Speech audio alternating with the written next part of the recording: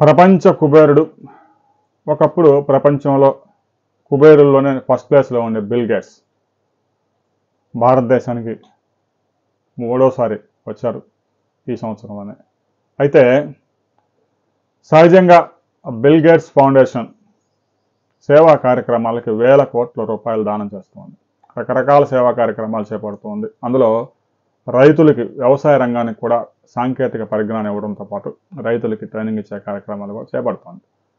ముఖ్యంగా ఆఫ్రికాలో ఉన్న దేశాలతో 54 దేశాలతో పాటు దక్షిణ ఆసియాలో పెద్ద ఎత్తున బిల్ గేట్స్ ఫౌండేషన్ వ్యవసాయ రంగంలో ముఖ్యంగా రైతులకి శిక్షణ ఇచ్చే కార్యక్రమాలతో పాటు వ్యవసాయ రంగంలో అవసరమైన పరిశోధనలు కూడా చేస్తూ ఉంది.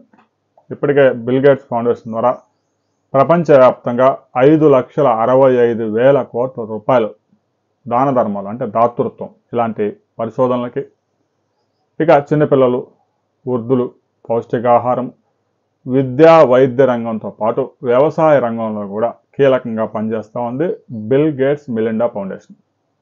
బిల్ గేట్స్తో ఆంధ్రప్రదేశ్ ముఖ్యమంత్రి చంద్రబాబు నాయుడు ఈరోజు రేపు కలవబోతూ ఉన్నారు. ఒక కీలక ఒప్పందం మీద సంతకాలు చేయబోతూ ఉన్నారు. ఆంధ్రప్రదేశ్లో ఉన్న 65 లక్షల మంది రైతులకి అవసరమైన సాంకేతిక పరిజ్ఞానం అందించడంతో పాటు సస్టైనబుల్ అగ్రికల్చర్ వ్యవసాయ రంగంలో రైతులు నిలదొక్కునే విధంగా ఇప్పటికే వ్యవసాయ రంగం సంక్షోభం నుంచి బయటికి తీసుకురావడానికి బిల్ గేట్స్ ఫౌండేషన్ రకరకాల పరిశోధనలతో పాటు వారికి కావలసిన అధిక దిగుబడినిచ్చే విత్తనాలు అభివృద్ధి చేయడంతో పాటు సాంకేతిక పరిజ్ఞానాన్ని కూడా అందించబోతా ఉంది. ఎంఓయూ కుదిరిన తర్వాత ఆ ఎంఓయూలో ఎలాంటి విషయాలు పొందుపరిచారు అనే విషయాలతో మరిన్ని వివరాలతో మరో వీడియోలో తెలుసుకుందాం. బిల్ గేట్స్తో చంద్రబాబు నాయుడు ఇది మూడోసారి కలవబోతా ఉన్నారు. గతంలో కూడా 2 సార్లు కలిశారు. హైదరాబాద్ కూడా తీసుకొచ్చారు. హైదరాబాద్లో బిల్ గేట్స్ మైక్రోసాఫ్ట్ రావడానికి ప్రధాన కారణం చంద్రబాబు నాయుడు.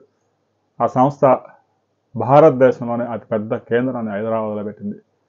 ఆ ఘనత ముఖ్యమంత్రి చంద్రబాబు నాయుడు దక్కుతుంది. ఇక ఆంధ్రప్రదేశ్ రైతులకి బిల్ గేట్స్ ఫౌండేషన్ ఎలాంటి సేవలు అందించబోతా ఉంది అనే వివరాలతో మరో వీడియోలు తెలుసుకుందాం.